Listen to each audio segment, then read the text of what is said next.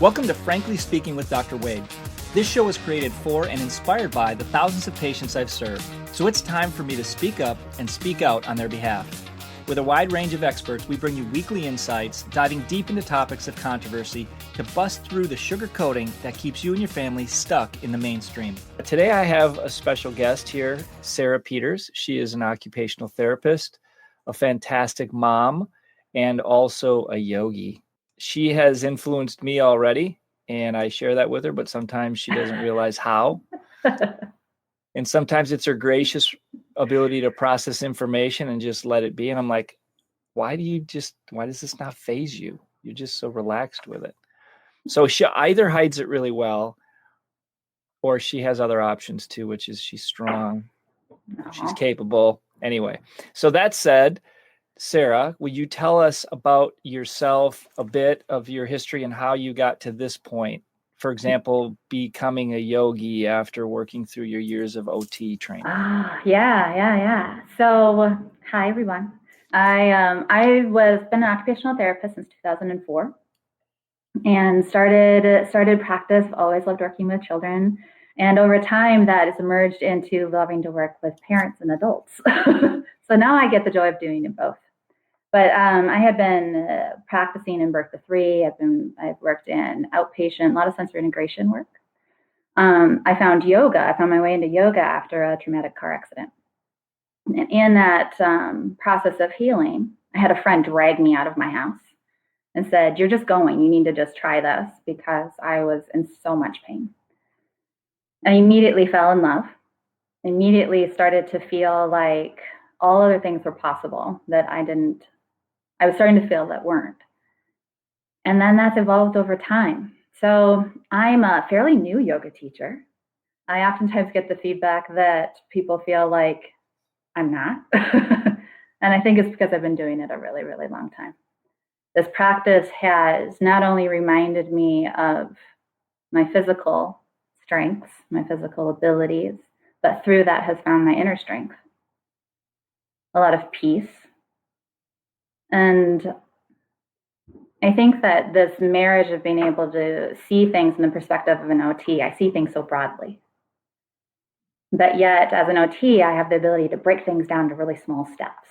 And you can guess what one of the gifts that all OTs have. We can see this big picture that many of us get overwhelmed with, and then we can break it down to say, okay, here's step 1, here's step 2, here are the little micro tasks in between. And I teach classes that way too. We build these, and you've been in my classes, we build up and we build into these steps of mastery and these connections that we have in our body. And with that, then feeling empowered in our own body. So I think that, being able to understand from not only personal experiences of how the nervous system functions and what it feels like when it's not functioning in our favor, or maybe how we would like it to, that there's possibilities to give ourselves space and being able to live well and move well so that we can do the things that we love the most. And that's what occupational therapy is. And to bring those two worlds together is a great challenge and a great joy. And I hope that, people can see that perspective and see that maybe there's just a different way of looking at it. I think the ability to maybe accept things that oftentimes are said to me is because I inquire quite a bit. I'm a curious mind. I'm just going to sit with that. I think that one of the things that yoga has really brought into my life is that ability to pause. It's okay to not know. It's okay to not always fully understand, even though we want to. But that's, we can step back and be okay in that discomfort of not having the immediate answers. The answers come. They come, and they come in their own way. And sometimes they come in really small steps. And sometimes they come with a wallop. But that's the step by step.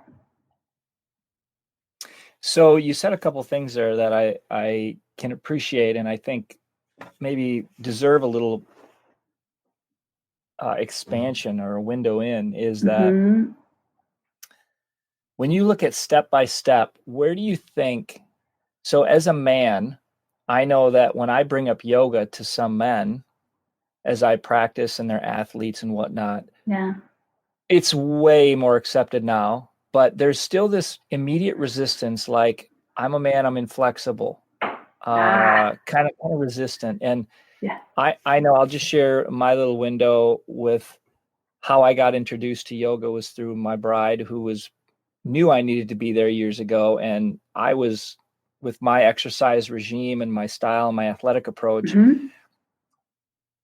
was probably a little resistant and a little just avoiding taking the plunge into an area that I wasn't, it didn't feel right at the time, but I can't say that was an accurate feeling as much as I was afraid and allowing it to be there, whatever that may be.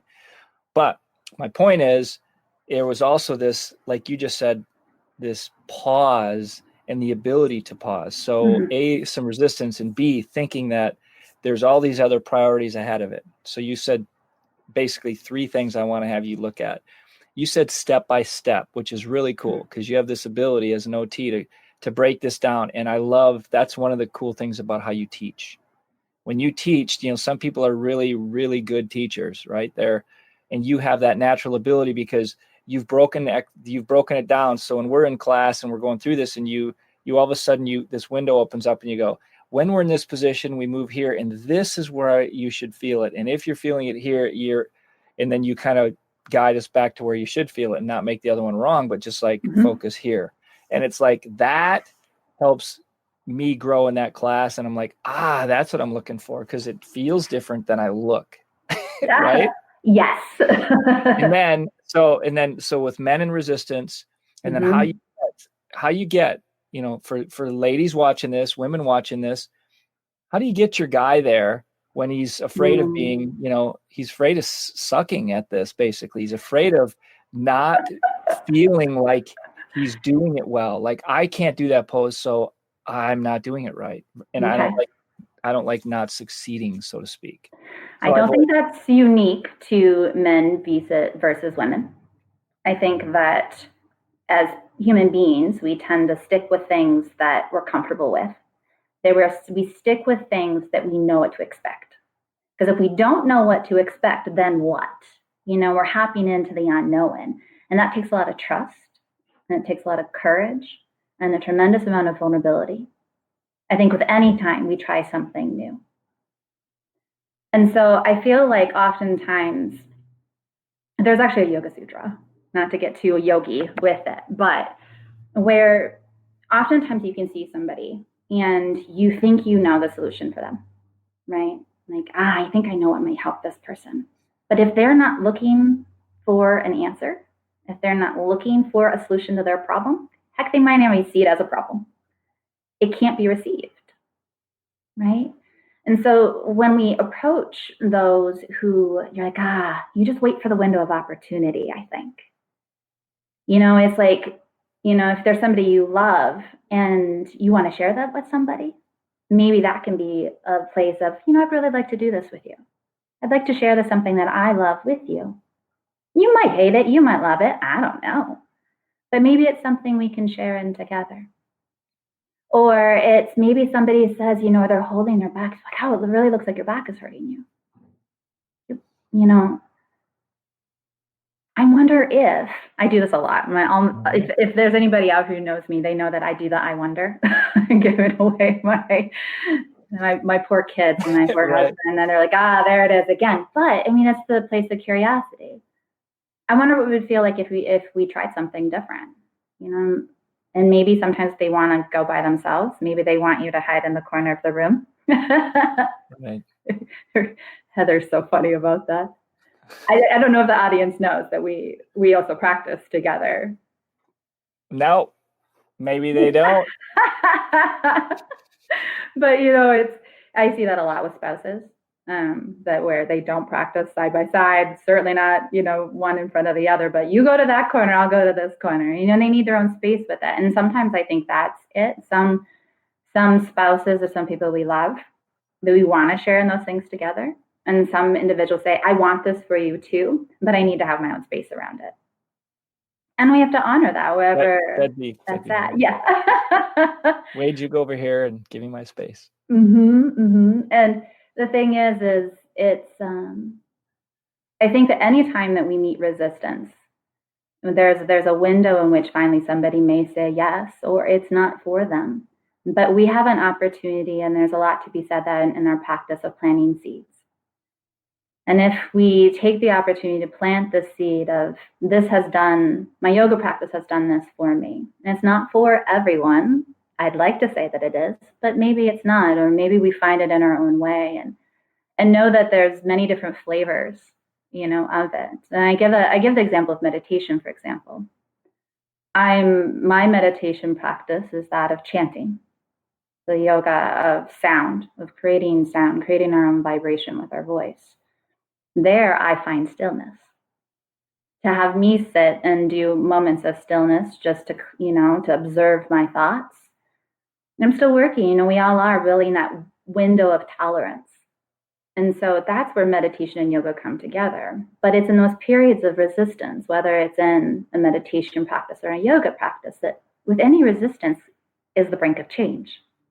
Change, how often do we know or can think of an experience where something has shifted in our lives and it just went like smooth? There's a period of time where there's resistance. There's some anticipation of the change. Then I would say there's probably resistance. And then we have to get a little disorganized in it in order to find new pathways forward. And that can feel disorganizing. But part of the yoga practice, and I start to giggle because, my teacher has said, yoga doesn't mean that it's comfortable. There's, this being in my classes, right? But within finding yourself okay in the discomfort. Because again, that's where growth happens and that's where change happens. And we will spend a lot of time as human beings try to avoid things that are uncomfortable, right? We think sometimes that it's easier to stay with things that we know, things that are familiar, because it feels safer. But then how do we expect anything to change there? And so I think oftentimes as practitioners in this field, and I think a lot of different practitioners could speak to this, but our job then, I think, is to be able to hold support for those making those changes. Because again, it can get messy, but it's a beautiful mess. Because in that, there's this discovery of maybe something we didn't know was there, or something we knew was there, but we buried for a long time, or we've avoided for a long time, because it's to take on process, especially big changes in life, whether it's physical or if it's habitual changes, how we eat, how we live, our lifestyle, how we move. It's all big stuff. And I think we don't always give ourselves credit to honor that process. It takes time. It takes time, and it oftentimes takes longer than we would like to give it. We want change. We want it now. Or we have a goal and we want that goal right now. But what are the steps that it's going to take to get there? And that's where commitment to yourself, commitment to where it is that you're aiming to go. And oftentimes I find that when people are on that path or that trajectory, that sometimes we find ourselves shifting gears, right? Mm-hmm. We're getting there, but sometimes you have to take the detour in order to come right back. Or you have to say, forget it, go do something else for a while, and then come back to it again. But there's a draw that keeps bringing you back. And I think that's different for everybody.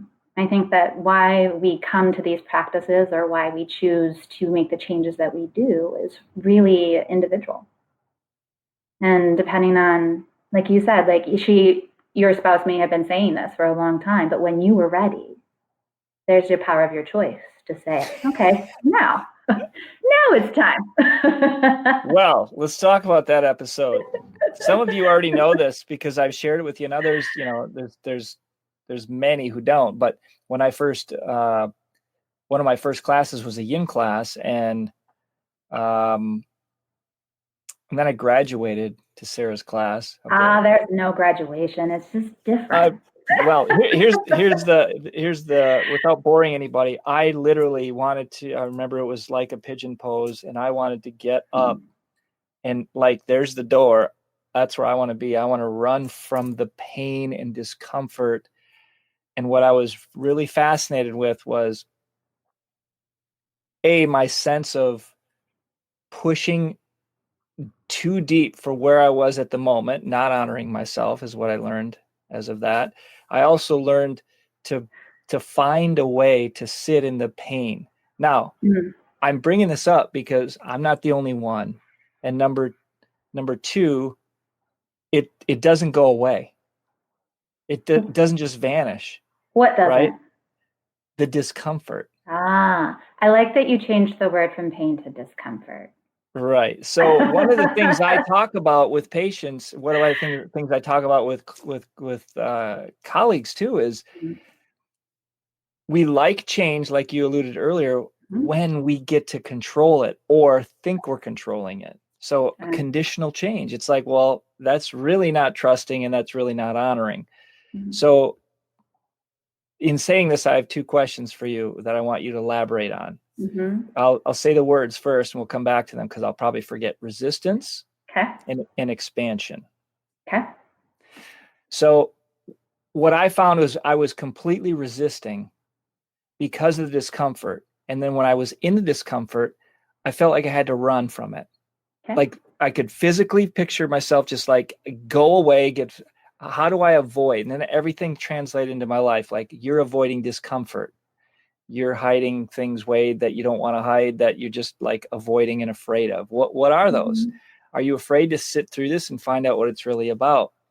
So that was really, really hard. Honestly, that was so hard for me to do. And then so hard. From there, as I learn and in my daily practice now, is to remind myself, which this is the third thing, and this is maybe the last thing we get through but tell me in your words what we go to the mat to remember actually is and means.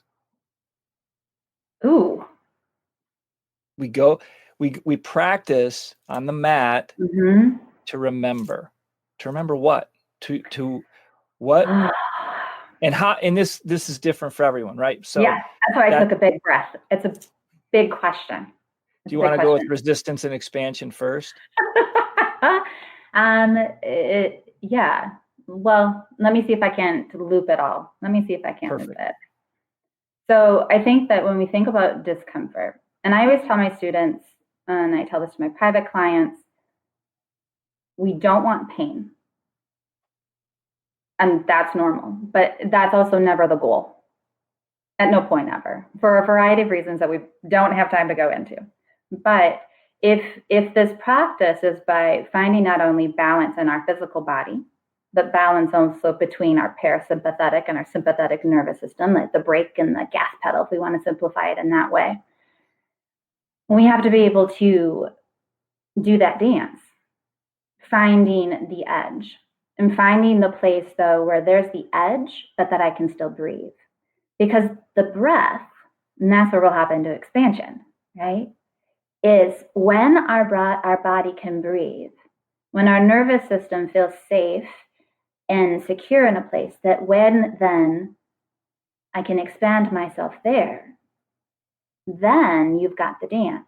But if I push myself to a place of discomfort where I hold my breath, and that's not a choice, right? That is something physiologically happening. It's a sign that our nervous system is stressed. And if we put ourselves in the stress response, then we're driving that same cycle of staying in discomfort, right? But stress and discomfort can be different things. Yes, they can be the same thing, but they could also be different. Discomfort could be being in something new and different and not knowing exactly what the hell it is that you're doing and feeling like you look, a certain way, but it doesn't matter what it looks like. It matters what it feels like. So that's why, when you arrive there, it's okay that you're not going to look the same in how your body takes that shape versus how somebody else takes that shape. You don't have the same experiences in life. Your body hasn't been through the same thing. So the way that your body moves there or expresses that is going to look and be different. And that's part of honoring that process. And in that honoring the process and honoring where exactly you are in that moment and meeting yourself there, that's self-compassion, that's self-love, and that's self-acceptance. And when you can do that for yourself physically, what does that then mean in greater terms? And that's the practice over and over and over again, or a part of the practice. So that when you start to find yourself there, you meet yourself there, you honor you. And you're not only honoring then you in this physical sense, but that which is much greater. And that's the remembering that I am. So hum, sometimes you'll hear us say that in class. And so sometimes, the remembering is something of here physically that we can see, we can feel, and sometimes it's greater. And that, that is dependent upon the person. There are some who keep the practice very physical, and I honor that, and I think that's beautiful. And some go to more of a spiritual aspect. I mean, that's a great process. I mean, it's been a great gift that this journey has brought me. The peace, the stillness, being able to feel calm, being able to feel safe again in my own body. That's the gift that this practice has given me. And I always wish that for everybody else. May all beings everywhere, be happy and free of suffering, free of pain. And that's something that's a meta meditation, right? Mm-hmm. And we oftentimes can wish that for others. But I always want us all to remember that we also have to wish that for ourselves. So, it's not about going to a yoga class and pushing through anything. Sometimes the pushing through, I would say, if anything, is when you have that place where you want to run. Maybe that's the time to push through. Can you stay? And just even the simplicity of that, stay. Be here right now. Come back to the breath, come back to my feet on the ground. And so if that means moving physically or just stopping right where you're at, this is honoring when going into child's pose and going right back into a downward facing dog and staying there, pausing. And there's the pause. Yet again, and I think through that process is where, again, expansion continues. And we do that dance. We do it with our breath. We do it with how we move. And then, it goes on and on. If we so choose to take that path, if we so choose to stay open to it, anything is possible. Anything's possible if we stay open to it. And that's more of a this game. That was very elegantly answered, by the way. And I think this game between the ears is what I'm going to point out. Yeah. Is the first game we have to win. Yeah. Right? Here's the tricky thing is, and it could be that it could be my OT background, it could be that I'm a yoga teacher, but if we start here, we're driving everything from up here. And we don't regulate our nervous system from here. Right. We don't find a place of safety from here. We find it from here. And if I can feel strong and stable and secure in my body physically, if I can find stillness and calmness and down here, then can I find it up here? Because the whole idea is that an asana practice, which is the physical practice of yoga, is to prepare ourselves for meditation. Is to get our bodies ready in order to be able to sit, in order to be still. So with that process, that's why, if we start here, you could, people could. And I think it would be really hard. I try to choose the path of least resistance. But I think that when we think about of how the body and the brain and the nervous system work together, if we can get into a rhythm, again, that balance of our parasympathetic and sympathetic nervous system, it's okay I use those words, that balance, that rhythmicity is driven by these experiences we take in through our body.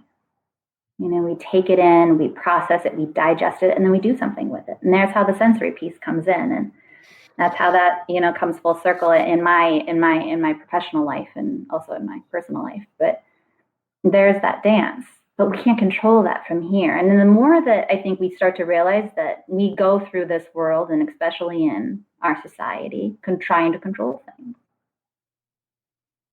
and whether people love it or hate it when I say this, the reality is what is it that we really have control over? Not a whole hell of a lot. We can like to think that we do, and that's a coping skill, and I get that. Wholeheartedly, I get that. Ask my husband. But it's, what is it we have control over? We have control over our choices. We have control over that. Even we think about how we try to control the breath and we try to manipulate the breath. We can try to do that. And then it's pretty hard because it gets exhausting. Because we don't breathe from up here. We breathe from, physiologically, right?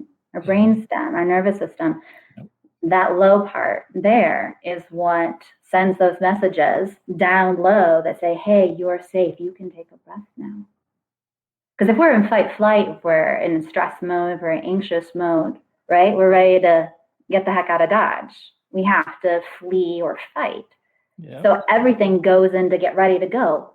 So the breath goes in to support the get ready. Anybody who says get ready, set, go, who breathes during that time? We don't. It's in that, okay, here we are, we made it. I'm okay now. And that's where having this conversation with the body, having that conversation with the nervous system gives us this gift to then be able to slow things down up here. Or, if we think about it, staying low in the brain, getting things organized down here first, so that thinking and processing, decision making, which all comes from, this area of our brain. If I get this on board, now this is going to function much easier for us. Life is hard enough, so let's find ways in which we can fine tune this beautifully designed machine that we have. You have a great delivery with it. So, and that's what it's probably the sad thing about when you and I get talking, because it's like we're practically neurologically talking the same language all the time. Mm-hmm. So it's like she's saying those words again, autonomic nervous system. Yeah. So what I heard for those really who like systems to be broken down is we move to connect and allow the noise between our head, in our head, not between our head, between our ears, that space between our ears to come after the fact, because we can't think logically through every problem, because it's going to be through our heart and our connection with ourselves that allows us to have the most clarity. Mm-hmm. So I'm hearing that I would be struggling more to try to meditate before I connect with my body than I would if I connect with my body first through maybe the practice, get my body and my breath and my tone, and then sit and allow it to be a little more fluid. Yeah, so that we can really lift. Yeah, absolutely. Absolutely. That's it. If it was only that simple, right? You did. You said it. I just break it down I dumb it down for people because I need it's just it. I oftentimes say, I think you and I have even exchanged this. What is simple doesn't mean it's easy. That could be a whole nother 30 minutes, but yeah, it is. It's but it is that practice, and what evolves from that is different for each person. I think it depends on where we're each at, and where we've been, and but that is the practice. It's pretty awesome. Yeah, you guys can see how great of instructor Sarah actually is, just listening to her and how elegant she puts things. But the big, what I love about it is the big perspective, like this, it's openness. She's very open to whatever your vision is of, you'd said it, but that practice for today is based on what I'm ready for and what I see. And sometimes it's just going, I got here today. I didn't want to be here, but I'm here because I know I need to be here. And so now I'm here. So where else should I be? Nowhere Just but here. right here. And that for me is a de-stress, decompression right there, because then I can't like I should be doing something else. No. And that is a process that we get stuck in so quickly, which is rooted in, and that's probably a whole another talk too, right? And where are those rooted? Where is that rooted in? Without adding any labels or going down the rabbit hole there. But when we meet ourselves exactly where we're at in that moment, then woulda, coulda, shoulda, the self-judgment, all of those processes that keep us small, essentially, that keep us from expanding into really what's all possible. And that's a fine-tuning dance, but it's another offering that the practice holds potential for. It's great. And once I've done, made that choice, and I show up at a class. Mm-hmm. Right now, there's a higher need for me to show up to a class because of like my approach is to learn as much as I can so I can feel as productive as possible. There's other issues around that, of course, without going down a rabbit hole. But to honor myself, right? I respect the fact that at this level, my own solo practice is easy to cut corners on. And in this beginning developmental stage where I'm learning this neurologic, like, I want to do it right, but I know that right is in quotes, okay, versus wrong. So it's like, okay, so how to first get there? Number one, that's the discipline. It is a discipline, and it is slightly discomfort, and it is already inconvenient because I have to go. This is something like choosing a doctor. If you're a patient, as a doctor, you might forget and go, well, they just call, make an appointment. No, they actually have to like pick a doctor and then actually show up because they're still nervous about meeting a new doctor, right? It's like, how much energy does it take to get there? Yes. Right. So that inconvenience in and of itself is there. And it seems like a small thing, but I can't state how that small thing is about whether you follow through or not. It is. And so for me to follow through has to be getting there. So getting there is one thing. And then once I'm done with the class, I never regret it, ever regret it. I'm only further. Been doing it for 13 years, give or take some, right? 13 years. Never regretted showing up. Never happened. So I hope that says something. But you're absolutely right. We live in this society where I think sometimes we get wrapped up in all the doing. We oftentimes give a lot. We give a lot of ourselves to other people. And it is a gift to give yourself back, to take care of yourself. Because if you're always, it's the oxygen mask on first, right? To be able to breathe life into yourself, to fill your bucket, whatever analogy we want to use for this, so that you can do the things that you love. You can do the things that are important to you. If not, you try giving away from an empty bucket and you burn out. And so, yes, I think one could look at it. Yes, it is energy to get there. No doubt. But, we have this again, I keep using the word choice, but I can choose to put my time and energy in there proactively to fill myself up. Or I can choose to be reactive and have to deal with the symptoms and the stress and all the other things that get piled on top of us. We live busy lives. There's a lot that needs to be done. And then the part of it is there? Is there really? But exactly. right? I know. Again, I might go down the rabbit hole here. Well, I think you're meeting people where they're at. Of course, there's a lot to be done. I know you're busy, but Yes. yet you're busy. We're busy when we realize it. What she was really saying is half the stuff we're doing is for everyone else's opinions. It's like it really isn't part of you. It's not part of. It's not part of your alignment. It's part of your misalignment. Right. Say that again. You can say that again, and that's it's where. Not part. Oh, you didn't. It was rhetorical. But I think there is a choice of being proactive with our health and our well-being, and there's reaction.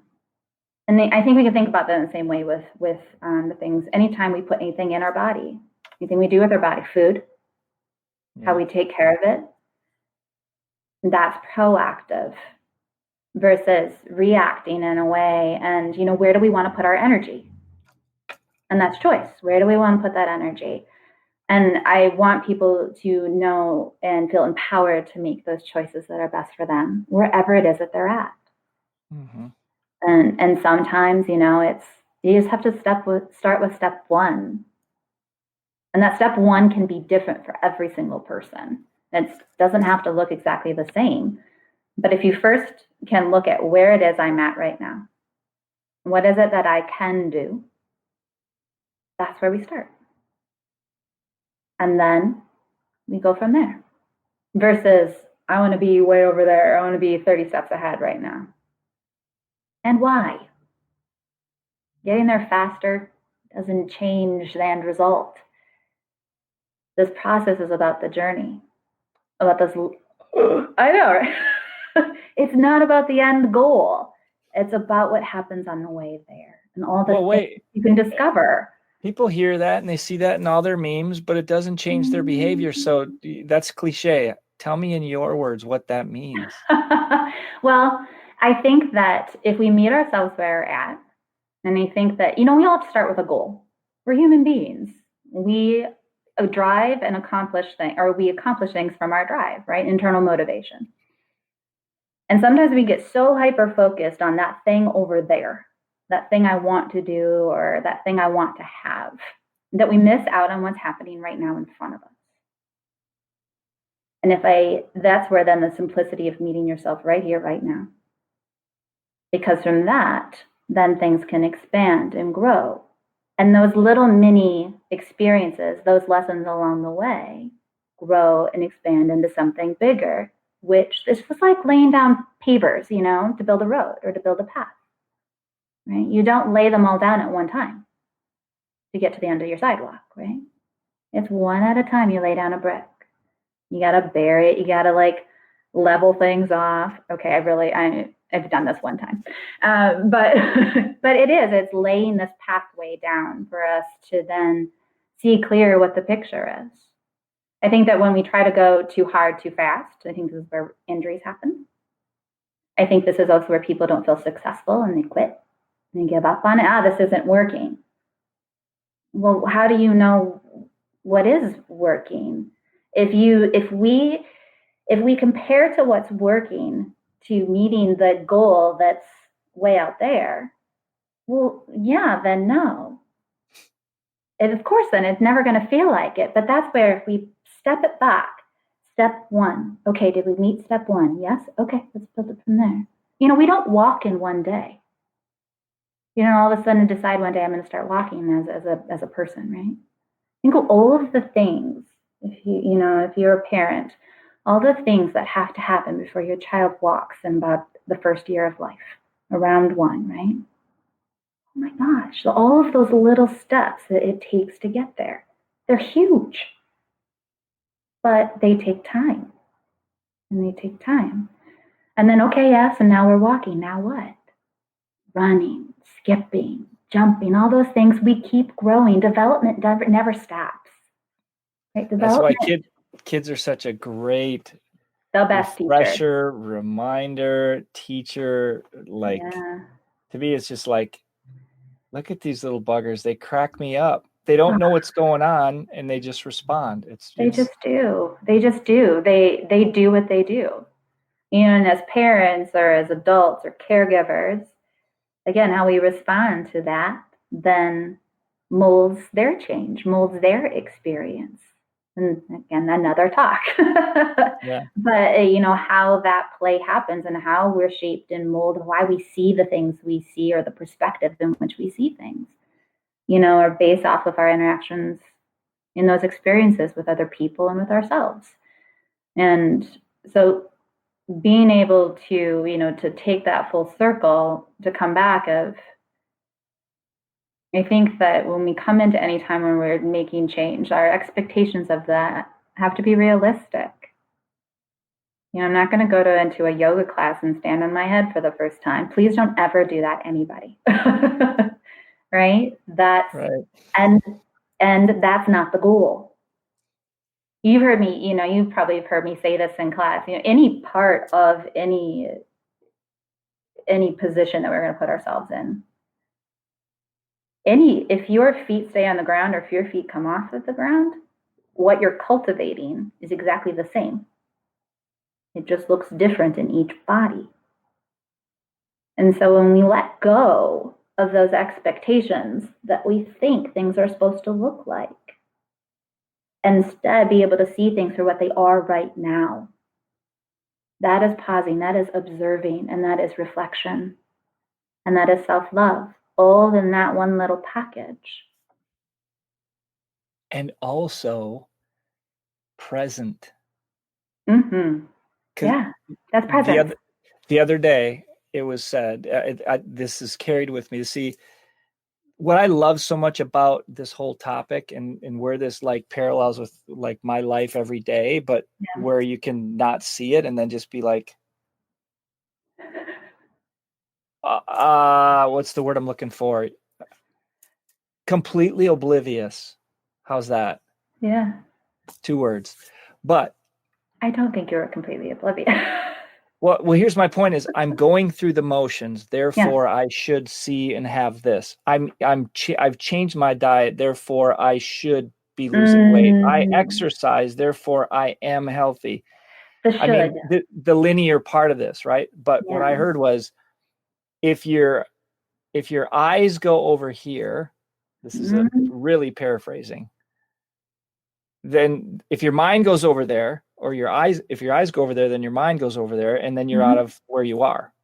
Yeah. Was that correct? Like the vision or the head, you lose your focus, and all of a sudden the gaze. Talk to us about that. When you're always looking out there, right? Looking for the thing or what you're going after, you lose or you miss the opportunity of what's blossoming right there in front of you. Because that is growth. The change might be happening right there in front of you, right here in this moment. And because you're looking out there, you miss it. And that's the practice of being present, is being able to, whether it's observing, whether it's holding space for or honoring whatever language we want to add to that. It's about being right here and seeing that is change. Nothing about being in this body is static. We know that every time we get up in the morning, especially as the years go by, right? How we feel when we get up in the morning is different each day. Yes. Each day. And so I have to meet myself there. I have to meet myself that how I feel at 6:30 in the morning versus how I feel at 6:30 in the evening is different. Right? I've gone through changes. Things are always evolving, always moving. We're dynamic beings who are meant to experience things in dynamic, complicated ways. That's why we've been given this amazing thing up here, right? And as we again expand into things, our perspective, all of a sudden, you start seeing things in different ways. I think Megan Grace is a teacher of mine, dear friend. I think she had said, and I forgive me when I get this wrong, but she's like, there should be a warning sign when you go into a yoga class, when you go to yoga for the first time, that guess what, things are not going to come out or they're not going to come out the same way that you entered. But guess what? Things are going to change and things are going to be different. And embracing and staying open to that process is not easy to do, especially in this world where, again, we try so hard. We put a lot of energy into controlling things. So episode 20, I just kicked out. We make notes. Yeah, well, this is I don't know where this will unfold in terms of what episode, because I have like podcasts in the hopper. But episode 20 was the cost of control, and it's only a 20-minute piece roughly, but 20-ish.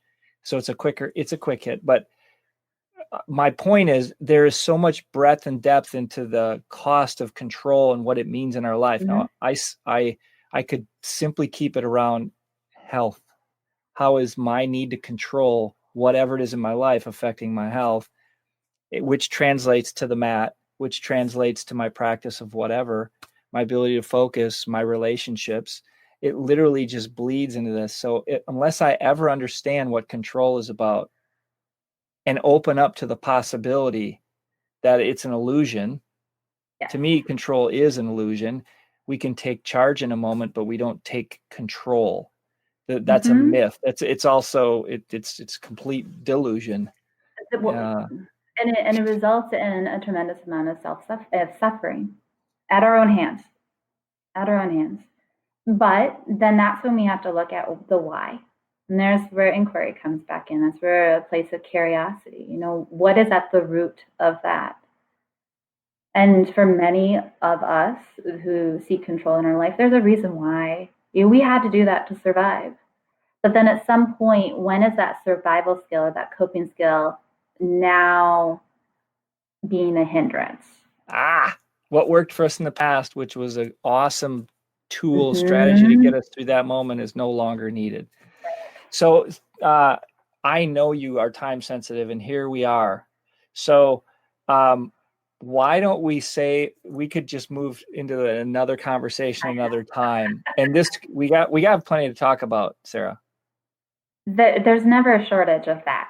So I'm going to wrap this up because she's a mom who has to pick up her son, and I am a man of my word whenever possible. So I want to keep her true to form here. How would you like to wrap up, and what do you want? Where can people find you? Number one, because you do have private clients. She's an outstanding instructor, and obviously OT. She takes care of folks. So, is it just kids? No. Okay. Across the lifespan, my youngest client, I started working with him right now. He was 5 months old, and my oldest client most recently was 76. Okay. Right on. Development never stops, and being able to it doesn't. That's just the reality of it. I was laughing because unless we're like, well, I'm done growing. I'm so stubborn. I'm not going to learn anything else. And guess what? It still happens. It still happens. We have injuries. We have stressors that happen in life. People usually find me because they've tried other things. And they're like, it just hasn't worked. Or, this worked really well for somebody and they told me about you. This is usually how people find me. How people can physically find me is on Facebook, my business name. Your handle? I don't know what that even is. I don't know either. I just called it a handle, like we're CB talking here. What's your handle? If you do a search, it's Sarah Peters, OT plus yoga. My website is Sarah Peters, OTyoga.com. On Instagram, it's Sarah Peters OT? Yeah, Sarah Peters, OTyoga.com. Okay, cool. Look at that. Yeah. So look at a couple peeps that said hi to you. You see them? Off to the side there? Dr. Rob and Jerry. Oh, hey, guys. Yeah. So they said, be sure to say hi. They said, you're awesome. They're amazing. People who find their way to me, I have a couple different things that I offer. Usually with my pediatric, my littles who I work with, I offer to go to their home. which has been an amazing service that parents have been so grateful for. Because anybody who's worked with me in clinics, it's a different experience when you're in the home. It's a wonderful thing. You get to see kids in their natural environment. I offer a variety of different things. I have a lot of training in sensory integration work. I have done a lot of work with trauma and attachment and trauma-informed therapist. I do reflex work. That's a hairball in itself to explain, but there's some on the website, and people can always reach out to me about questions. And I do body work, and I use yoga. And the thing is I've got these tools in my bag of tricks. Ultimately, what I offer is being able to help and support people in where it is that they want to go. If it's feeling better in my body, if it's feeling safer in my body, if it's, oh my gosh, how do I just get my kid dressed and out the door in the morning? Because, it feels like it's more work than it should be, which that is a real goal that we work on. Right. There's this, how do we live well, be well, and feel supported? That's what I do. I also see clients privately at Perennial Yoga in Fitchburg. I go to people's homes. There's a couple other things that are happening. I teach classes at Perennial Yoga. There's 2 locations now. A new location just opened up on the east side of Madison, the Garver Feed Mill building. Perennial in Fitchburg, and as well as Earthview Yoga, which is downtown. And so there's lots of opportunities to catch me in a public class. I do private one-on-one sessions for yoga or for body work or whatever it is. It's with working with individuals with trauma, with helping people find wellness and security and stable after injuries. My experience with working with individuals with trauma, with helping people find wellness and security and stable after injuries, stress and anxiety, tremendous amount of undertaking at home, whether that's because we've had medical related issues, medical trauma, we've got developmental issues, or have had developmental challenges. Sorry for the poor choice of words there, but I've worked a ton of with sensory related issues. I collaborate with other therapists and helping them help their clients. I've done that. So I've done consulting work. There's a lot of opportunities for people to use, to access me for what they need. Facebook is Sarah Peters. It's OT plus yoga. On Facebook, you can PM her if you have questions, or just go to her website at sarahpetersotyoga.com and reach out to her. Yes. Okay. Feel support. Know that there are people out there and I know I don't stand alone. We're so lucky here in Madison. We can think outside the box together in order to support your healing. Yeah, people can message me through the website too, or Facebook or Instagram. Thank you much for listening to this week's episode. I look forward to any feedback and or questions you might have. Direct them to our Facebook page, Frankly Speaking, Dr. Wade at Facebook. Okay, my fellow health warriors, it's time to head over to iTunes, franklyspeakingdrwade.com. There, you can rate, review, and subscribe, as well as share, so more of our brothers and sisters can grow to realize their voice. Speaking up means you matter. So, get on it. This podcast is for information purposes only. The statements and views expressed are not medical advice and are not meant to replace the medical advice of your doctor. This podcast, including Dr. Wade Annenson and his guests, disclaim responsibility for any adverse effects you may experience from the specific use of information contained herein. Opinions of guests are their own, and this podcast does not endorse and accept responsibility for statements made by guests. This podcast does not make any representations or warranties about the guest qualifications or credibility. This podcast may contain paid endorsements and advertisements for such services or product. Individuals on this podcast may have direct or indirect financial interest in products or services referred to herein. If you think you have a medical problem, consult a licensed physician.